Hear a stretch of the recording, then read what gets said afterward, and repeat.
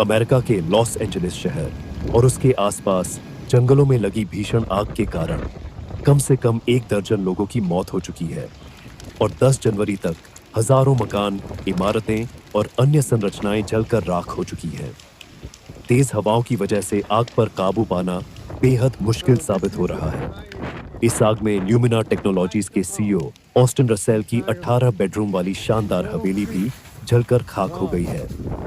इस हवेली का इस्तेमाल कई बड़े शो की शूटिंग के लिए हो चुका है। यह कैलिफोर्निया की सबसे महंगी हवेली थी। इस हवेली की कीमत करीब 12 करोड़ डॉलर यानी 17,770 करोड़ के आसपास थी। अब इस हवेली की जगह सिर्फ मलबा बचा है। यह हवेली एचबीओ के शो सक्सेशन के सीजन 4 में दिखाई गई थी और इसके बाद बहुत चर्चा में थी। इस हवेली में बहुत शानदार सुविधाएं मौजूद थीं। इसमें 20 सीट का थिएटर, वाइन सेलर और स्टारगेजिंग के साथ शेफ किचन मौजूद था। इसका कुछ हिस्सा अभी बचा है।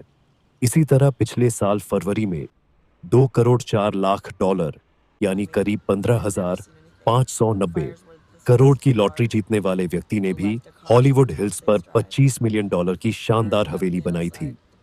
इस हवेली के मालिक का नाम एडविन कास्त्रो था। रिपोर्ट्स के मुताबिक इस हवेली की सुलगती हुई लकड़ियां ही अब बची हैं। इस हवेली में 5 बेडरूम और 6 बाथरूम थे।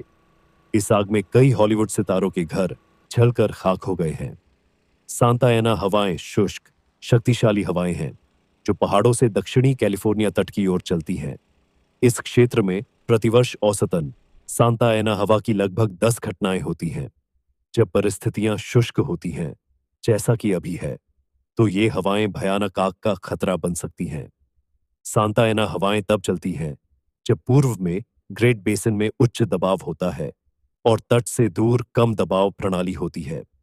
वायु द्रव्यमान उच्च दाब से निम्न दाब की ओर चलते हैं और दाब में अंतर जितना अधिक होता है, हवाएं उतनी ही तेजी से चलती हैं।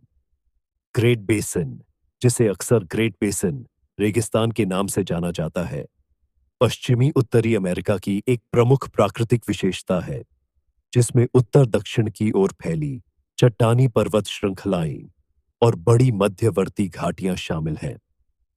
एजेंसियों से इनपुट्स के साथ I mean, everybody's lost, not just this community. The community next door, I'm sure all the people up there have lost everything. It's just pretty devastating. This is pretty devastating. I don't think LA's seen anything like this before, not even the earthquake.